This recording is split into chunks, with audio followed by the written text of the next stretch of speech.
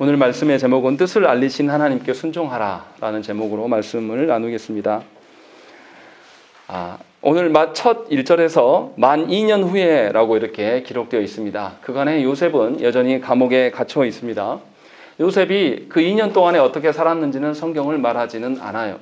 그러나 우리는 이 부분에 집중합니다. 살아가는 데 있어서 하나님의 일하심에 우리가 집중하는 것이 아니라 우리의 삶에 어떠함에 우리가 집중을 해요. 성경에서 기록하지 않지만 우리 방식대로 상상을 해보면 요셉이 꿈을 해몽해줬고 꿈대로 되었을 때에 술 맡은 관원장이 당연히 요셉을 복권시켜야 되는 것이 정상입니다. 그런데 그 기대함이 무너져 내렸어요. 분명히 요셉은 하나님 앞에 성실하게 살았습니다. 보디발의 집에서도 그랬고 감옥에서도 그랬다라는 것이죠. 그리고 또 왕의 그 측근인 두 사람에 대한 것들에서 신실하게 행동했어요. 그리고 말씀대로 되어짐을 봤습니다. 그런데 요셉의 삶에서는 여전히 감옥이에요. 기대하였던 바가 되지 않았을 때의 그 낭만감은 더 큰 것이죠. 그래서 많은 사람들이 하나님께 기대했다가 그 기대함이 정말로 하나님이 원하시는 기대가 아니라 자신이 원하는 기대를 했다가 안 됐을 때 더더욱 절망하고 좌절하고 시험에 드는 것이 일반적인 우리의 상황입니다. 그래서인지 창세기 저자는 이것을 집중하지 않아요. 이 이야기를 다 빼버립니다. 그리고 나서 요셉이 어떻게 살았는지, 2년 동안 어떻게 살았는지의 증거물로 41장이 나와 있는 겁니다. 요셉이 변함없이 하나님을 향한 태도들이 드러나는데 그것을 봤을 때 2년 동안 어떻게 살았겠느냐라고 우리에게 알려주는 것이죠. 우리는 늘 그렇게 말해요. 우리의 현실에서 하나님의 뜻대로 살고자 하는데 그거 어떻게 삽니까? 41장에 다 나와 있어요. 뭘 말하는지.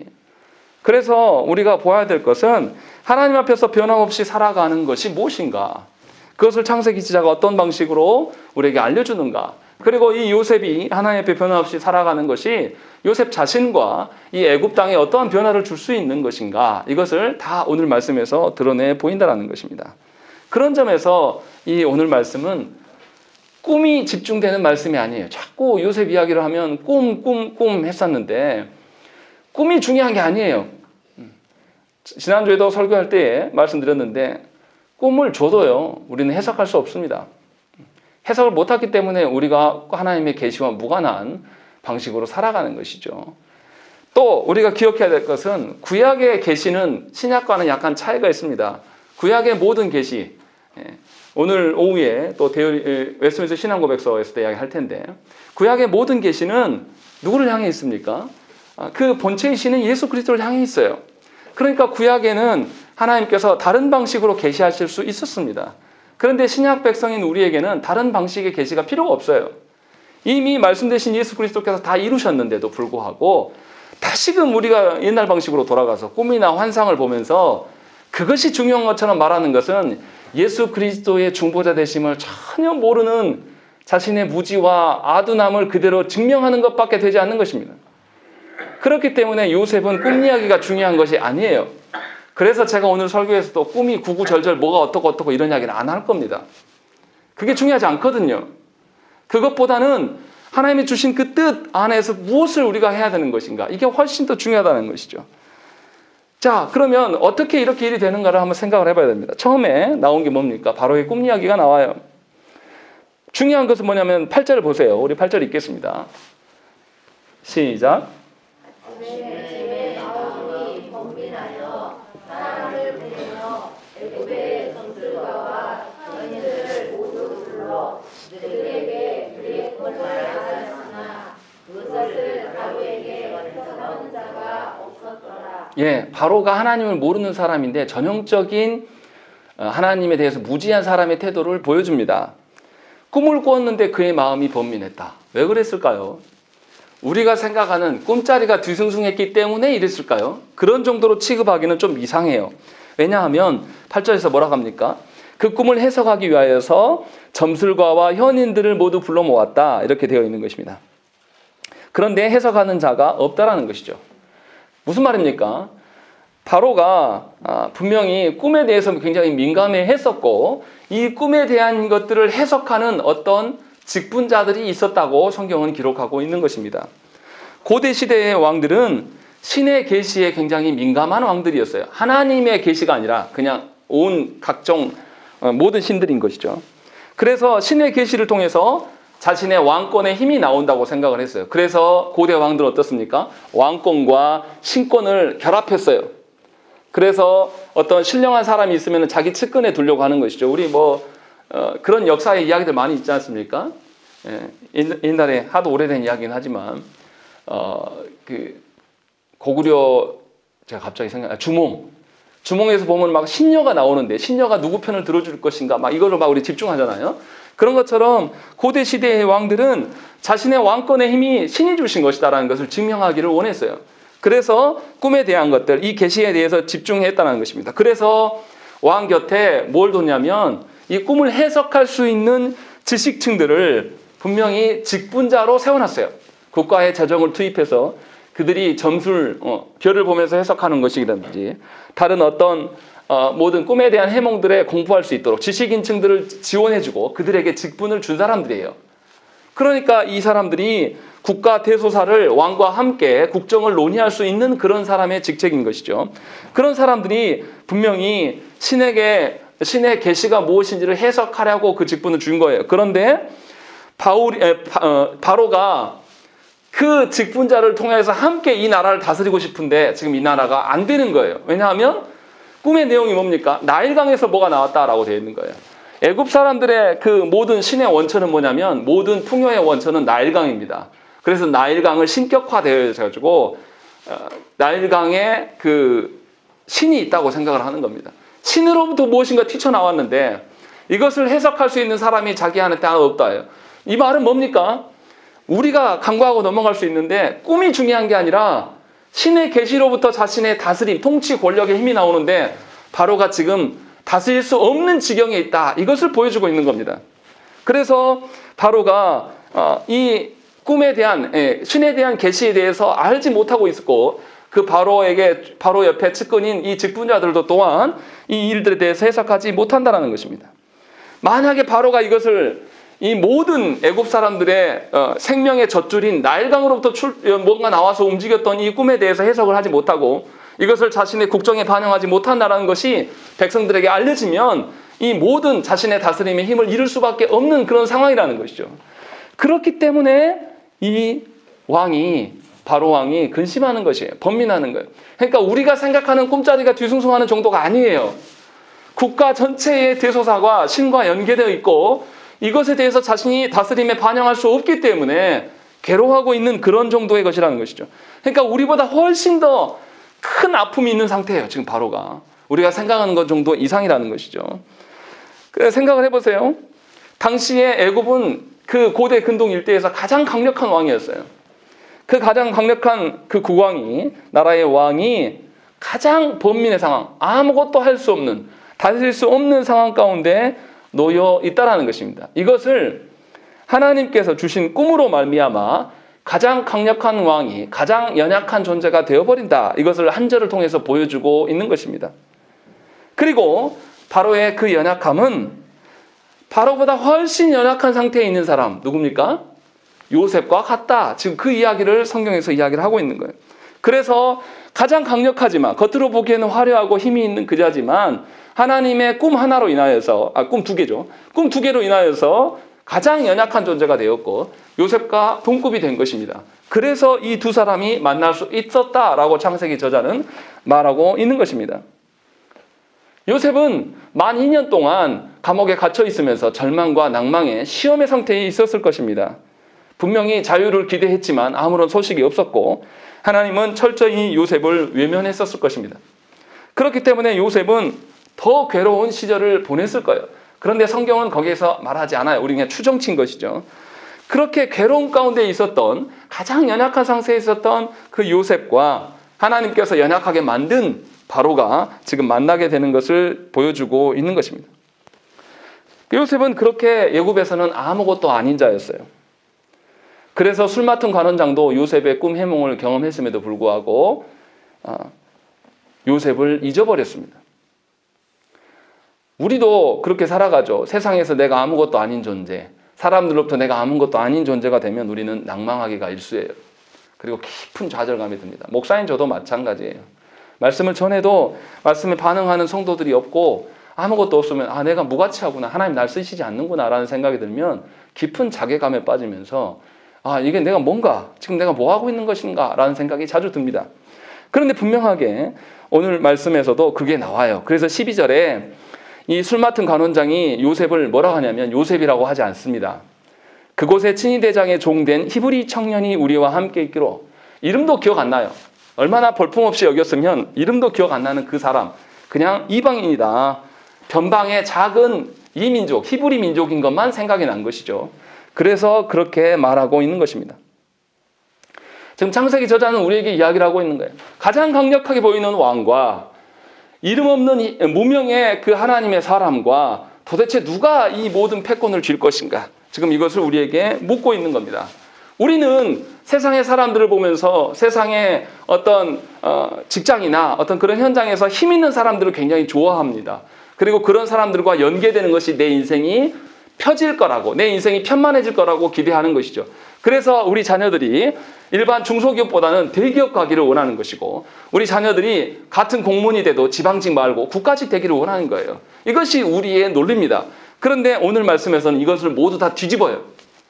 가장 강력해 보이는 그 바로 왕이 아무것도 다스릴 수 없다라는 것을 우리에게 말해주고 있는 것이고, 가장 연약해 보이는 그 요셉이 아무것도 아닌 존재예요. 술 맡은 간원장도 혜택을 받았지만 그의 이름조차도 기억하지 못할 그렇게 무명의 사람임에도 불구하고 두 사람은 하나님의 다스림 은혜에서 위치가 바뀝니다. 제가 이 말씀을 읽으면서 생각난 것은 왕자와 거지인가요? 그 동화책이 생각이 났어요. 지금 하나님께서 이 말씀을 하시는구나 라는 것을 여기서 드러내 보인다는 것이죠. 놀라운 것은 꿈의 내용이 아닙니다. 요셉의 태도예요. 요셉은 2년이나 옥죽 생활을 연장했어요. 그가 어떻게 살았는지는 성경은 말하지 않습니다. 분명히 괴로웠을 거예요. 그리고 이제 기회가 찾아왔습니다. 그것도 가장 권력이 높은 사람 앞에 서게 됐어요. 그러면 요셉이 무슨 이야기를 하겠습니까? 내가 그 꿈을 해석한 사람입니다. 내가 그 두 사람을 해석해서 한 사람은 죽고 한 사람은 살아난 것을 왕이 알지 않습니까? 이렇게 말해야 되는 것이 정상인 것이죠. 그런데 요셉은 그런 말 하지 않아요. 15절 우리가 읽겠습니다. 15절 16절 두 절 읽겠습니다. 시작. 바로가 요셉에게 이르되 내가 한 꿈을 꾸었으나 그것을 해석하는 자가 없더니 들은즉 너는 꿈을 들으면 눈이 투자하더라. 요셉이 바로에게 대답하여 이르되 내가 아니라 하나님께서 바로에게 편안한 대답을 하시리이다. 예, 분명히 바로가 요셉의 명성을 익히 들어서 알고 있습니다. 그러함에도 요셉은 꿈을 풀어내는 능력은 나에게 없습니다 라고 고백해요. 저한테 이 기회가 왔으면 그렇게 안 했을 것입니다. 만약에 제가 이렇게 있는데 대형교회에서 청빙이 오지도 않겠지만 온다 하면 저도 각종 포장을 하면서 내가 어떻게 성실하게 목회해왔는가를 보여주려고 할 거예요. 그런데 요셉은 그러한 모습이 전혀 없습니다. 아주 정직하게 유일한 문제의 해결책이 하나님께 있다라고 고백을 하고 있다는 것입니다. 그러니까 요셉이 감옥에서 어떻게 살았겠습니까? 우리가 지난주에 40장에서 요셉이 어떤 사람으로 서 있었다고 이야기했습니까? 요셉은 하나님의 선지자로서 그 감옥에서 살았던 거예요. 그래서 자신이 아니라 하나님의 말씀을 전하려고 했었던 것이죠. 하나님의 뜻을 세우기 위해서 주력하면서 그 감옥 생활을 했었습니다. 그리고 이 2년 동안의 기간은 성경에서 말하고 있지 않으나 요셉이 지금 바로 앞에서 고백하는 것을 볼 때에 우리가 추정할 수가 있는 것입니다. 요셉은 2년을 그 감옥에서 하나님께서 역사하시지 않고 하나님께서 침묵하시면서 그를 외면하는 중에도 2년 동안이나 요셉은 변함없이 자신을 부인하고 있습니다. 오직 하나님의 어떠하심만을 드러내는 것이 지금도 변함없이 보여지고 있는 그의 고백이라는 점입니다. 그런 점에서 요셉은 2년 동안에 하나님을 향하여서 고생하고 고민했을 것 같은데 그러지 않고 여전히 자신을 부인하며 하나님 앞에 살고 있었음을 우리가 유추해 볼 수가 있다는 것입니다. 굳이 구구절절 요셉이 2년 동안 어떻게 살았는지 알기를 원할 필요가 없고 이 16절 말씀 한 절에 다 드러나 있는 것입니다. 나는 아닙니다. 하나님이십니다. 라고 고백하고 있는 것이죠. 그리고 분명하게 바로가 기대하는 모든 것이 나한테 기대하지 마시고 하나님께 있음을 보시라고 이야기를 하고 있는 것입니다. 이것은 뭡니까? 지금 꿈을 듣기도 전에 이 바로의 꿈을 요셉이 아직 듣기도 전에요. 그런데 이 고백을 하고 있다는 것입니다. 무슨 말입니까? 꿈 얘기를 시작하기도 전에 먼저 하나님의 어떠함을 선언하는 거예요. 이것이 참된 하나님의 일꾼의 모습이라는 것입니다. 자신의 어떠함을 변화하고 내가 2년 동안 얼마나 힘든지 아십니까? 내가 2년 동안 하나님도 도와주시지 않고 내가 이렇게 저 술 맡으러 가는 전에 저 나쁜 자식이 나를 잊어버려가지고 내가 2년 동안 우리 같았으면 이랬을 거예요. 그런데 이런 말이 한마디도 없습니다. 그저 자신을 부인하고 하나님만을 이야기를 하고 있는 것입니다. 그리고 하나님께서 자신의 2년 동안의 침묵의 기간, 자신의 기대와는 전혀 다른 방식으로 자신을 다루실 때 그는 여전히 하나님을 향한 마음을 잃지 않고 있었음을 이 한 절에 다 드러내 보이는 것입니다. 하나님께서 우리의 삶을 우리의 기대대로 인도하시지 않으실 겁니다. 우리는 죄인이라 우리가 원하는 대로 되어지는 것이 복받은 것이라고 말하고 좋아합니다. 그러나 하나님은 우리가 원하는 방식에서 기대할 때 침묵하시는 하나님이십니다. 그 침묵의 기간 동안에 우리는 무엇을 해야 될까요? 내 뜻을 이루어지지 않는다고 끝까지 자기 고집을 피면서 하나님께 울고불고 해봐야 아무런 필요가 없습니다. 그것을 하면 할수록 더더욱 하나님의 뜻과 무관한 자가 되는 것이고 더더욱 하나님과 멀어지는 자가 될 수밖에 없는 거예요. 그러니까 여러분의 문제를 보지 말라라는 겁니다. 문제를 헤아려서 보면 문제 아닌 것이 없어요. 어제도 제가 말씀 준비하고 있는데 아침에 옆에 땅 문제로 인해서 어떤 분이 와가지고 저랑 언성을 높이고 한바탕 했습니다. 그것도 교회 앞에서. 안 했으면 좋겠는데 큰 소리를 막 치니까 지나가는 사람들이 다 구경할 정도로 굉장히 마음이 상했어요. 그러고 나서 들어와서 설교주를 면하는데 준비가 안 됩니다. 정말 힘들었습니다. 지금 내가 이거 왜 여기 있어야 되는 건가? 뭐 하려고 여기가 우리가 이 교회 건물 여기 있을까? 그냥 팔고 옮기는 게 낫지 않을까? 이런 생각부터 내가 쓸데없는 이 목회에 힘쓰기도 힘들어 죽겠는데 왜 이래야 되는가? 이런 생각을 하다가 말씀을 봤어요. 말씀에 그 이야기가 한마디도 없었습니다. 네 형편이 어떻고 요셉이 어떻고 이런 이야기가 말씀에 없다라는 것이죠. 그 점에 대해서 저와 여러분들이 집중하셔야 되는 것입니다. 요셉은 변함없이 이러한 하나님이 우리에게 그렇게 우리가 기대하는 대로 그리 아니하실지라도 여전히 하나님은 하나님이심을 요셉은 고백하고 있는 것입니다. 이것이 우리가 하나님 앞에 순종하는 삶의 시작이에요. 분명히 제가 말씀드리지만 이것은 시작이라고 말씀드립니다. 그것이 종결이 아닙니다. 그 뒤에 또 이야기가 있어요. 자, 그리고 이제 바로가 자신의 꿈을 이야기를 합니다. 그런데 바로의 꿈을 구구절절 제가 살피고 싶진 않아요. 그런데 이제 집에 가서 확인해 보십시오. 앞에 꿈꾸는 내용과 바로가 꿈을 느끼는 것이 약간 차이가 있어요. 바로가 뭐에 대해서 강조하냐면 부정적인 요소들에 대해서 훨씬 더 강조하면서 말하고 있습니다. 바로의 걱정이 분명히 이 꿈에 있는 것이고 꿈 자체의 문제가 아니라 꿈을 해석하지 못하는 그 일들로 인하여서 그가 근심하고 있는 것입니다. 바로의 모습은 마치 우리와 같아요. 하나님께서 해결하실 수 있는 일이기에 우리 인생에 주셨는데 우리는 하나님께서 해결하시지 못할 것처럼 그것을 더 큰 문제로 부각하면서 부정적인 요소를 확대하는 것이 우리의 습성이 있습니다. 바로가 동일하게 그런 고백들을 보여주고 있어요. 집에 가서 확인해 보세요. 제 말이 틀린지 맞은지. 그러고 보면 이 바로의 태도가 드러나는 것이죠. 그런데 요셉은 꿈을 다 들은 후에도 변함없이 바로에게 누구를 언급합니까? 25절 말씀 우리 한번 읽겠습니다. 시작. 요셉이 바로에게 아뢰되 바로의 꿈은 하나라. 하나님이 그가 하실 일을 바로에게 보이심이니라. 예, 우리가 일반적으로 이런 크고 높으신 이 가장 애굽 땅에서 위대한 왕 앞에서 이 이야기를 했으면 아마 이렇게 말했을 거예요. 왕이시여 정말 고달프시겠습니까? 그 마음이 얼마나 번민하고 괴롭습니까? 힘내십시오. 이제 제가 해석해 드리랍니다. 이렇게 쓸데없는 말들을 막 나부를 거예요. 우리가 이런 식으로 대하는 경우가 참으로 많습니다. 아무런 근거 없는 위로의 말을 전하는 경우가 많아요. 성도들이 고달파하면 사실은 아까 대요리 문답에서도 우리가 말씀드렸지만 우리에게 있는 인생의 고통과 사망이 그게 중요한 게 아니에요. 죄로 인하여서 벌어진 일들인데 죄의 문제가 훨씬 중요한데 많은 성도들에게 죄의 문제를 들이대면 다 싫어합니다. 그래서 이 죄의 말씀을, 죄를 지적하는 말씀을 듣게 하기 위해서 먼저 위로의 말을 전해요. 사실은 건강한 성도라면 이게 필요 없는 과정이긴 해요. 그런데 얼마나 우리가 연약한가 이렇게 하지 않으면 전혀 들어먹으려고 하지 않는 것이죠. 그래서 근거 없는 위로의 말을 전합니다. 하나님이 그렇게 우리에게 이 문제를 해결하실 거다라고 말씀하신 적이 없는데 우리는 다 뭉개가지고 다 웅크려가지고 아무런 근거 없는 말, 하나님께 기도하면 해결하실 겁니다. 여러분들이 응답받고 그런 말을 하는지 모르겠어요.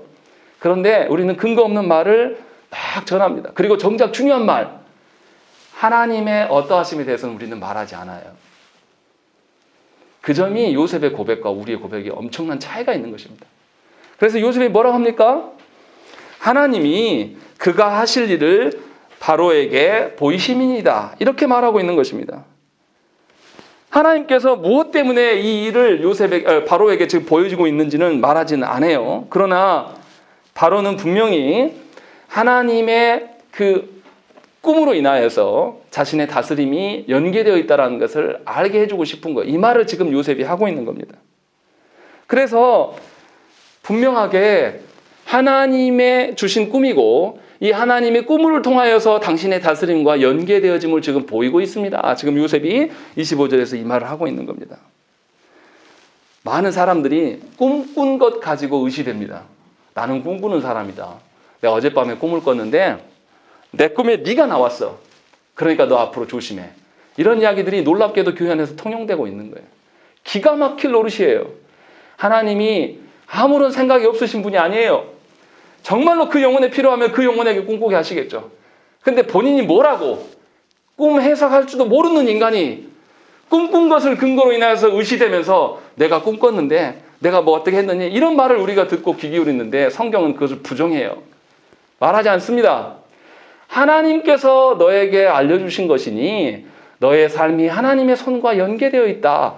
지금 이 이야기를 히브리 노예가 아무것도 아닌 노예가 지금 왕한테 이야기를 하고 있는 거예요.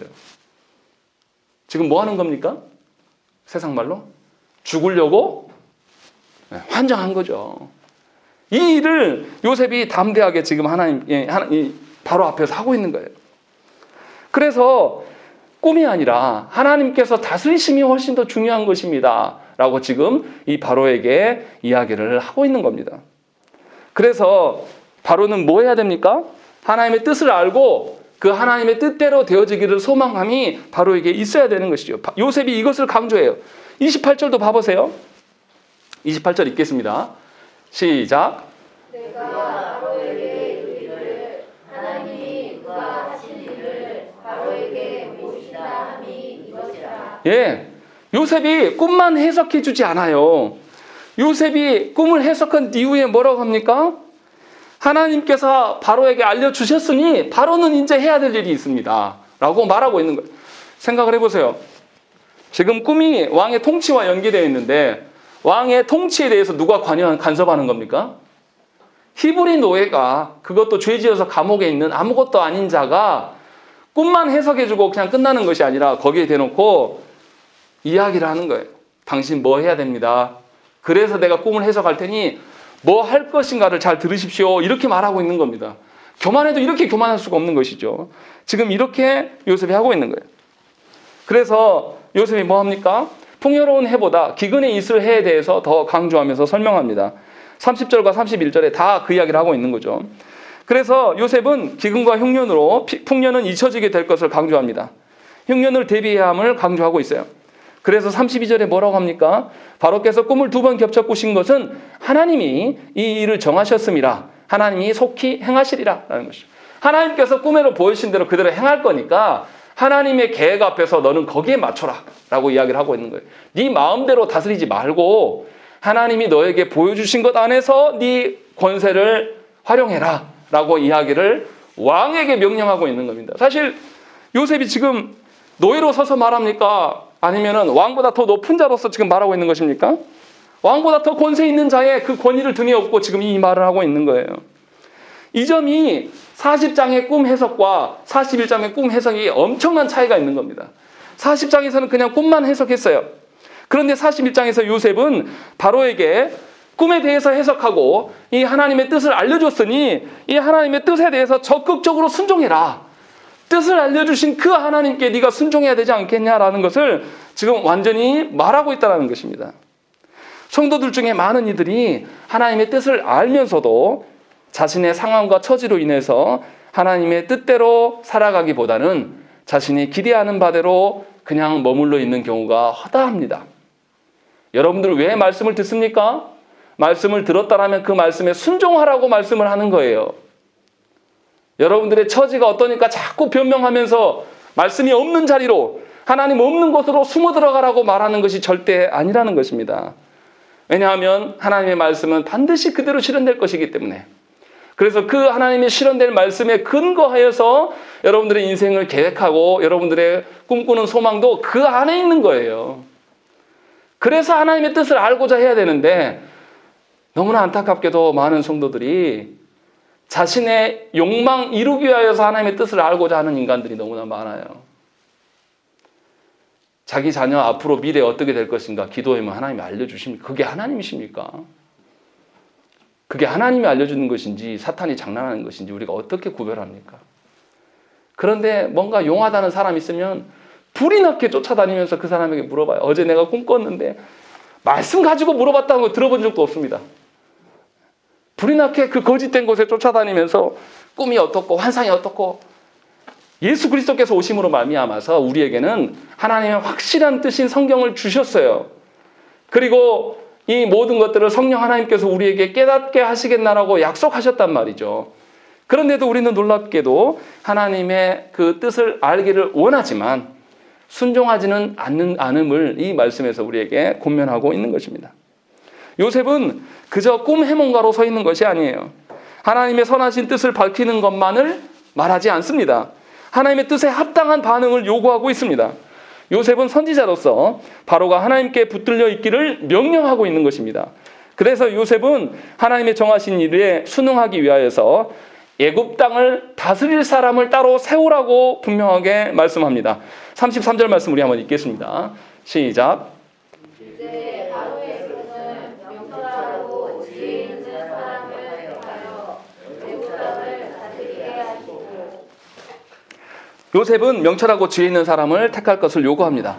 통년 동안의 5분의 1을 비축해서 안전히 저장할 것을 요구해요. 그래야지 망하지 않을 것이다. 36절 말씀 보면 이렇게 함으로 말미암아서 망하지 아니한다라고 되어 있어요. 여기서 망하다라는 단어가 어떤 단어? 카라트라는 단어인데 잘라낸다는 뜻이에요. 이 말은 뭐냐면 하나님께서 언약 백성들에게, 이스라엘 백성들이 가나안 땅에 살아갈 때에 하나님의 주신 율법대로 살지 않으면 너희는 언약 공동체에서 잘라서 버리겠다 하셨던 그 말씀이에요. 무서운 말씀인 거죠. 그래서 분명하게 요셉은 바로에게 이야기를 하는 겁니다. 네 나라가 존속하려면 하나님이 보여주신 뜻대로 그 뜻 안에서 합당하게 하나님을 아는 자로 세워서 그것을 다스려야 된다라고 이야기를 하고 있는 거예요. 이방 나라에게 왜 하나님께서 지금 애굽을 지키시려고 하십니까? 누구를 위하여서?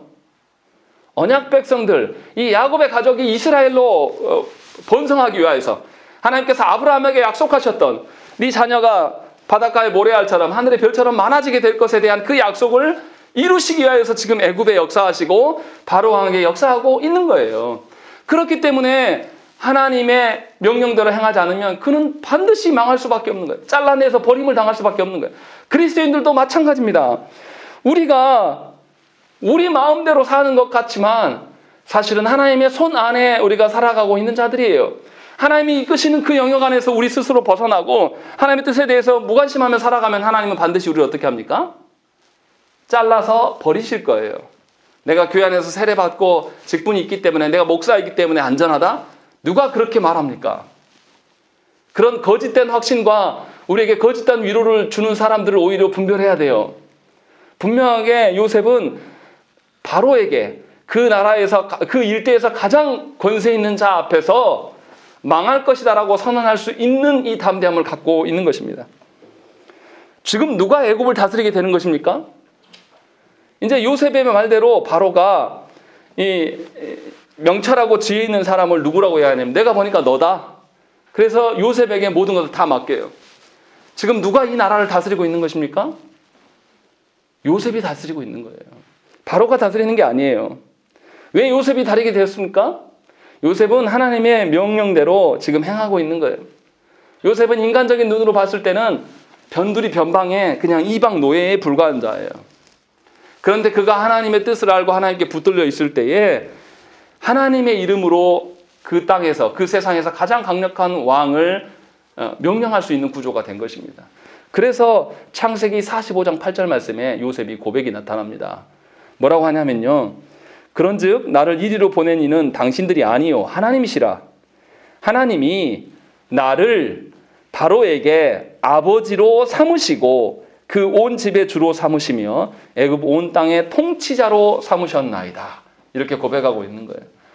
요셉이 누구의 아버지가 됐다고요? 바로의 아버지가 되었다. 하나님께서 나를 그렇게 세우셨고 내가 바로 위에 있게 됨으로 말미암아서 이 바로만을 다스리는 것이 아니라 하나님의 온 집안 사람들 또한 애굽에 있는 모든 사람들까지도 본인이 통치자로 지금 서게 되었다라고 이 고백을 나중에 하고 있다라는 거예요. 그러니까 요셉이 지금 노예로서 지금 이 바로 왕 앞에 서 있는 것이 아니에요. 하나님의 그 말씀대로 순종하라고 명령하면서 지금 그 자리에 서 있는 것입니다. 하나님께서 교회의 권위를 어디에서 주셨습니까? 목사의 권위는 하나님의 말씀에 있는 것이에요. 하나님께 있는 것이에요. 저의 어떠함으로 인하여서 여러분들이 명령하는 것이 아니라 하나님의 말씀을 대언해서 명령하는 거예요. 그렇다면 여러분들은 저에게 순종할 것이 아니라 하나님께 순종함으로 말미암아 하나님의 선하신 뜻이 여러분의 가정과 여러분의 살아가는 일터와 여러분들 사는 이 땅 가운데 세워져야 되는 것이 정상입니다. 꿈이 중요하지 않아요. 하나님의 뜻을 아는 것이 중요해요. 그러나 하나님의 뜻을 아는 것만으로 하나님의 평안을 기대하는 것은 매우 어리석은 일입니다. 많은 사람들이, 특히 개혁주의를 한다고 하는 사람들이 하나님의 뜻을 아는 그 지식으로 본인들이 변화됐을 것이라고 생각하는데 아무 쓸데없는 이야기예요. 하나님의 말씀은 알면 뭐합니까? 교만하게밖에 더합니까? 알았다라면 거기에서 순종해야 돼요. 순종하지 않는 자는 반드시 망합니다. 하나님께서 잘라낸다라는 것이죠. 하나님으로부터 끊어질 수밖에 없어요. 그러니까 성경을 많이 알면 정말 제가 말도 안 하겠어요. 개혁주의 하는 분들 중에서 물론 저보다 많이 하는 분들 훨씬 많고 저도 잘 모르지만 정말 잘 모르면서 몇 가지 원칙 가지고 뭔 이야기를 하려고 그래요. 원칙으로 하나님의 일하심이 설명이 됩니까? 인과응보로 하나님의 일하심을 설명할 수 있습니까? 그렇지 않은 경우는 어떻게 설명할 건데요? 우리가 성경을 알면 얼마나 합니까? 우리 식대로 우리가 보고자 하는 대로 성경 우리가 봐왔지 언제 하나님이 원하시는 대로 하나님 앞에 우리가 그것을 실현하면서 온 적이 있습니까? 중요한 것은 무엇입니까? 하나님께서 이스라엘 백성들을 애굽에서 건져내셔서 이들을 하나님의 약속의 땅으로 이끄시겠다고 약속을 했어요. 그런데 이 1세대들이 출애굽한 이 1세들이 뭐 했습니까? 자신의 삶의 환경에 대해서 물이 없네, 먹을 것이 없네, 애굽에서는 우리가 고기도 구워 먹고 마늘도 먹고 했는데 이게 뭐냐 하면서 계속 하나님을 향해서 반역의 삶을 40년간 보여줬어요. 그래서 그들 중에 한 명도 가나안 땅에 들어가지 못했어요. 분명히 하나님은 모든 그들을 광야에서 끊어내서 버리셨습니다. 이것을 뼈 아프게 들어야 돼요. 하나님의 그 말씀을 주셨다라는 것은 그 말씀대로 살으라고 주신 거예요. 그 명령 앞에 순종하라고 주신 것이지 그냥 우리 지식 쌓고 다른 사람들 앞에서 내가 성경적인 지식 자랑하려고 주신 것이 절대 아니라는 것입니다. 분명히 40장과 달라진 41장의 요셉의 태도는 꿈 해석에서 멈추지 않고 이제 순종할 것들에 대한 이야기를 하고 있는 거예요. 그래서 요셉의 담대함이 오늘 말씀에 드러나는 것이죠. 그러자 요셉이 하나님의 이름을 걸고 그 크고 강력한 나라의 왕 앞에서 이것들을 선언하고 그 왕 앞에 명령하게 되자 나머지 일은 하나님이 하시는 것을 볼 수가 있어요. 38절 말씀 보세요. 바로가 그의 신하들에게 이르되 이와 같이 하나님의 영에 감동된 사람을 우리가 어찌 찾을 수 있으리요? 라고 되어 있는 것입니다. 세상에 지혜와 능력이 있다 이 말 하지 않아요. 먼저 무슨 이야기 합니까? 야, 저 사람 하나님의 감동된 사람 맞네. 그 누가 알아보는 것입니까? 세상이 알아보는 거예요. 바로가 하나님의 사람 아니지 않습니까? 그런데 세상이 먼저 알아봐요. 저와 여러분들이 이 이야기 들어야 된단 말이에요. 우리가 가정 안에서 먼저 믿었던 우리가 아직 믿지 못하는 그 가족의 구성원들 향하여서 널 보니 성령 하나님의 감동되어서 살아가는 사람이다 라는 것들이 드러나야 된단 말이에요. 왜 안 드러나냐? 여전히 우리가 하나님의 말씀을 알고자 하지도 않는 분들은 순종하지 않기 때문에 그렇다라고 성경은 지금 이야기를 하고 있는 겁니다. 말씀을 깨닫기만 해서 끝내서는 절대 안 돼요. 분명하게 하나님의 영으로, 성령으로 감동된 사람이라면 분명하게 하나님의 어떠하심을 근거로 하나님을 선포하는 자가, 하나님의 말씀대로 되어지는 것을 기대하고 그렇게 살아가는 자가 될 수밖에 없음을 성경에서 이야기하고 있는 것입니다. 그래서 요셉은 두려워하지 않고 바로 왕에게 하나님의 명령대로 네가 이 땅을 다스려야 된다라고 분명히 조언하고 있는 것입니다. 다 하나님의 손에 달려있는 것입니다. 그리고 성령께서 바로의 마음을 움직이셨어요. 그래서 성령님을 모르는 그가 성령 하나님의 감동된 사람이 바로 요셉이다 라고 고백하게 만드신다는 것입니다. 이 이야기가 이 사건에만 나타나는 게 아니에요. 다니엘서에서 벨사살 왕이 다니엘을 보고 뭐라고 합니까? 내가 네게 대하여 들은즉 네 안에는 신들의 영이 있으므로 네가 명철과 총명과 비상한 지혜가 있다 하도다 라고 되어 있는 것입니다. 이방 왕들도 하나님의 역사하심에 대해서 인정할 수밖에 없다는 것이에요. 이것이 하나님이 우리 하나님 되심의 능력이에요. 그런데도 우리는 크고 화려한 이 땅의 권세 잡은 자들에게는 눈을 돌리지만 하나님께는 눈을 돌리지 않습니다. 여전히 아무리 하나님의 뜻이 이것입니다, 이 말씀 붙들고 사세요 이야기해도 그 말씀에 순종하는 사람들은 이 땅에서 정말 희귀합니다. 목사로서 아픈 것이 그 부분이에요. 교회가 교회답지 않은 적은 이미 오래됐기 때문에 믿지 않습니다. 신뢰하지 않아요. 그러나 최소한 그 교회 안에서 하나님의 사람이 소수라도 있을 것 아닌가라는 그 심정으로, 모래밭에서 바늘 찾는 심정으로 목회하는 것 뿐이에요. 하나님의 일하시는 자가 있으면 그 한 명으로도 엄청난 위로가 될 수 있음을 경험케 하시기 때문에 그것을 소망하면서 살아가는 것입니다. 여러분들도 마찬가지예요. 여러분의 일상에서 마치 세상의 논리대로 살지 않으면 죽을 것 같고, 세상의 논리대로 노후 대책을 해야 되고 뭔가를 투자를 해야 되고 뭐 이렇게 남들처럼 살아가고 싶은데 나에게는 아무것도 없고 하루하루 먹고 살기도 힘든 나의 비참함을 보면서 우는 것이 아니라, 내가 비록 그러할지라도 하나님의 다스림 가운데 나는 결코 죽지 않고 하나님의 다스림으로 말미암아서 내가 순종하며 내 정서까지도 하나님께 순종하는 모습을 보일 때에 하나님의 역사하심은 우리 안에 분명히 있을 거예요. 그리고 세상 사람들은 우리를 보면서 하나님의 사람이구나, 정말로 너에게 드러나는 그 명철과 지혜는 이 땅의 것이 아니라 하나님으로부터 오는 것이구나, 이 고백을 있어지게 하나님께서 하시겠다고 지금 약속하고 계신 거예요. 그래서 어떻습니까? 바로가 요셉에게 인장반지랑 또 어떤 자리나 세마포 옷을 입힙니다. 세마포 옷 하니까 떠오르는 게 있죠. 요셉이 입고 있었던 그 아버지 집에서 화려하게 입었던 옷이 뭐냐면 세마포 옷이에요. 동일한 단어입니다. 이 세마포 옷을 벗기고 그 옷을 찢어버리고 그 옷을 노예로 팔아버린 사람들은 누굽니까? 자기의 가족들이었습니다. 그래서 요셉이 무슨 이야기 합니까? 첫째 아들을 낳고 51절 말씀 보세요. 므낫세를 낳고 난 다음에 하나님이 내게 내 모든 고난과 내 아버지의 온 집 일을 잊어버리게 하셨다라고 이야기하는 것입니다. 본인이 말씀 앞에 담대히 순종하기를 원하고 바로 왕에게 하나님의 뜻대로 살아가셔야 됩니다라고 말하고 선언했을 때 하나님께서 그를 벗겨졌던 그 세마포 옷을 다시 입히시는 거예요. 사람이 여러분들의 세마포 옷을 입혀주지 않습니다. 가족들이 여러분들의 위로가 되고 힘이 될 것 같습니까? 그렇지 않아요. 수요기도회 때도 말씀드렸지만 예수님도 선언하셨어요. 하나님의 말씀을 듣고 따르는 자라야 내 가족이지 육적인 어떠한 것은 가족이 아니다라고 주님이 분명하게 선언을 하셨단 말이에요. 그런데 마치 그것이 모든 것을 해결할 것처럼 살아가는 우리 모습을 보면 기가 막힐 상황이에요. 그러나 분명히 오늘 말씀에서는 이야기를 합니다. 세마포 옷을 벗기는 이들은 나의 가족이었으나 주께서 내게 다시 이 옷을 입히십니다 라고 이 고백들이 요셉의 일생 가운데 있어진다는 거예요. 그리고 그 풍년의 기간 동안에 이 요셉이 어떻습니까? 홀로 버려진 그 애굽 땅에서 두 아들을 얻어요. 아들을 주신다는 것은 하나님이 하신 일이에요. 그래서 하나님이 그에게 위로가 되어주심을 분명히 보여주고 있는 것입니다. 그리고 더 놀라운 것이 있어요. 55절 말씀 우리 읽겠습니다. 55절 읽겠습니다. 시작.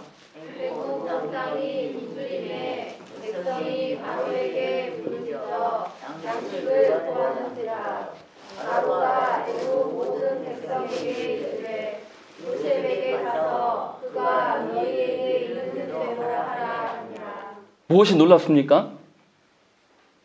안 보이십니까? 앞에서 바로가 요셉에게 인장반지를 주고 세마포옷을 입히고 뭐에 태워서 사람들 앞에 돌린 것만 한 게 아니에요. 45절 보세요. 바로가 요셉의 이름을 사브넷 바네아라고 이름하였다라고 되어 있습니다. 요셉을 철저하게 뭐로 만드는 것이죠? 요셉의 이름을 바꿔요. 히브리 이름 말고 애굽 이름으로 바꿔놓고 또 누구랑 결혼시킵니까? 애굽의 높은 제사장의 딸과 결혼시켜요. 요셉을 지금 완전히 어느 나라 사람 만드는 거예요? 애굽 사람 만드는 거란 말이에요. 그래서 바로가 이렇게 행동해요. 그런데 요셉이 이 7년의 풍년 동안에 7년 동안에 다스렸을 거 아닙니까? 그리고 그의 삶이 계속 하나님 앞에서 살았을 것 같아요. 그리고 흉년이 왔을 때에 사람들이 바로 앞에 곡식을 좀 주십시오라고 했을 때 바로가 은연중에 사분의 바네아에게 가서 그가 하라는 대로 해라 이렇게 말하지 않아요. 뭐라고 합니까? 요셉이라고 말한단 말이에요. 그럼 요셉이 그 7년 동안에 어떻게 살았다는 거예요? 사분의 바네아로서 애굽인으로 산 것이 아니라 하나님이 주셨던 원래 언약 백성으로서 그가 살았기 때문에 이름을 계명했는데도 바로 왕, 그 계명을 해준 사람도 요셉을 요셉이라고 부르고 있는 겁니다. 요셉이 정체성을 잃지 않았다라고 지금 성경을 기록하고 있어요. 우리는 그냥 훅 넘어가는데 분명히 성경의 저자는 우리에게 이야기를 하고 있는 거예요. 그 풍년하고 화려했던 그 애굽 생활에서 자녀도 낳고 이제 아쉬움이 없는 그 사람이 변함없이 하나님 앞에 서 있다라는 것을 창세기 기자는 이야기를 하고 있는 거예요. 요셉은 낮아짐의 과정이 있었습니다. 그 낮아짐의 과정 속에서 하나님께 외면당하기도 했어요. 그러나 그가 변하지 않았다라는 것이 그가 높아지는 과정에서 드러났어요. 그리고 그가 애굽의 총리로 살아가면서 그 안에서 모든 것들을 다 취하고 누릴 수 있는 그 자리에서도 변함없이 요셉은 사분의 바네아가 아니라 요셉으로 서 있었음을 오늘 말씀에서 우리에게 증명해 주고 있는 것입니다. 요셉이 이렇게 변함없이 살아갈 수 있는 근거가 어디에 있습니까? 하나님께서 깨닫게 하신 그 뜻을 붙잡고 사는 자이기 때문에 이 일이 있어질 수 있는 것입니다. 분명히 17세에 팔려와서 30세에 이르기까지 요셉의 삶은 우리가 경험할 수 없는, 우리가 상상할 수 없는 극악의 상황이었습니다. 그리고 그 상황 속에서도 늘 고민했을 거예요. 형들은 왜 나를 버렸을까? 형들은 왜 나를 그렇게 미워했을까를 늘 고민하고 살았을 거예요. 그런데 그가 변함없이 하나님 앞에 늘 한결같은 모습을 띄었고 그 한결같은 모습에 하나님께서 그를 하나님의 일꾼으로 세우고 계심을 오늘 말씀에서 보고 있다는 것입니다. 온 세상이 고통으로 기근 중에 요셉은 뭐합니까? 하나님의 돌보심 속에 가장 강력한 자리에 앉아 있는 것입니다. 우리가 어떻게 이렇게 살아갈 수 있겠습니까? 하나님의 뜻을 알고자 해야 돼요. 그런데 알고자 하는 것에서 멈추면 안 됩니다. 하나님을 알고자 했으면 그대로 살려고 우리가 몸부림을 쳐야 되는 것입니다. 너무나 제가 안타까운 것은 예수 믿는 사람들이 하나님의 뜻에 대해서 알고자 하지 않아요. 그렇게 말씀대로 좀 사십시다. 말씀 좀 읽으세요 해서 저도 해봤습니다만 여러분들이 하나님 앞에서 말씀을 부여잡지 않으면 할 수가 없어요. 억지로 목사가 떠먹여줄 수가 없어요. 그래서 올해는 그래 다 관두고 우리 가정 예배만 하더라도 하나님 기쁘시게 드리십시다 라고 권면하는 것이 바로 그것입니다. 여러분들의 가정 누가 세웁니까? 하나님이 세우세요. 여러분들의 자녀 여러분들이 키웁니까? 하나님이 키우십니다. 여러분들의 인생에 죽고 사는 모든 문제, 높아지고 낮아지고 있고 없고의 문제 다 하나님께 달려있는 거예요. 그런데 왜 하나님의 말씀에 대해서 알고자 하지 않으십니까? 하나님의 말씀을 알게 이렇게 설교를 하는데도 왜 순종하지 않으십니까? 여전히 상황 탓하고 누구 탓하실 것입니까? 오늘 말씀을 다시 보세요. 하나님은 우리에게 뜻을 이미 알리시고 계십니다. 그러면 우리는 하나님의 뜻에 순종하려고 몸부림을 치는 인생이 되어야 돼요. 하나님께 순종하기 위해서 이렇게 되고 저렇게 돼보는 거예요. 제가 언제 목사 되기 전부터 제가 일찍 자고 일찍 일어났겠습니까? 목사 되니까 할 수 없이 그렇게 하는 것이고 또 금요일 저녁, 토요일 저녁에는 늦게 자요. 말씀을 전해야 되니까 할 수 없이 그렇게 사는 거예요. 제가 하고 싶어서 그렇게 하는 게 아닙니다. 여러분들도 그렇게 살아가셔야 돼요. 여러분들이 살아왔던 방식을 제가 다 알지 못합니다. 그러나 그것을 고집하지 마세요. 그것처럼 허망한 것이 어디 있습니까? 이제 남은 인생에서 우리가 살면 얼마나 산다고? 남은 인생 가운데 하나님의 뜻대로 살기 위해서 내가 개혁되어지는 그런 모습, 내가 잠자리 드는 시간이나 일어나는 시간이나 내가 먹는 것이나 내가 쉬어가고 있는 것이나 내가 하루의 계획을 세우는 것이나 일주일의 계획을 세우는 것이나 또 1년의 계획을 세우고 인생의 목표를 세우는 것이나 그 모든 것이 하나님 앞에서 세워지도록 다시금 재정립을 하셔야 된다는 것이죠. 그렇지 않고 어떻게 하나님의 말씀이 세워집니까? 그렇지 않고 어떻게 하나님의 선하신 뜻이 우리 안에 드러날 수가 있겠어요? 하나님 앞에 회개라는 것은, 하나님께 돌이킴이라는 것은 바로 그러한 것이에요. 몇 가지 그냥 내가 잘못했으니까 바꿔야지, 이런 것이 아니란 말이에요. 아직 바뀌려면 멀었는데 다 바뀐 것처럼 사는 분들이 너무나 많아요. 하나님 앞에 우리는 죄의 문제로 인해서 죽을 날까지 죄의 문제로 씨름하고 살아갈 겁니다. 그런 우리들인데 왜 하나님의 말씀 앞에 우리가 기여하지 않습니까? 왜 하나님 앞에 다시금 돌이켜서 하나님의 말씀대로 살려고 하질 않아요? 하나님이 말씀 보여주시면 뭐합니까? 요셉이랑 나랑 아무 상관없는데요. 하나님의 선하심이 있으면 뭐예요? 나랑 상관이 있어야 될 거 아닙니까? 하나님의 뜻을 듣고 말씀을 듣고 이제는 그 말씀을 부여잡고 그 안에서 씨름하시기를 간절히 부탁드립니다. 제 말 들으라는 뜻이 아니에요. 하나님의 뜻을 보고 하나님의 이끄심에 손을 붙잡고 걸어가시라는 거예요. 하나님의 손에서 벗어나려고 몸부림치는 인생 살지 마시고 하나님의 이끄심에 순응하면서 하나님의 돌보심 가운데 하나님께 맡기며 사는 여러분의 인생 되어주시기를 간절히 축원합니다. 함께 기도하겠습니다.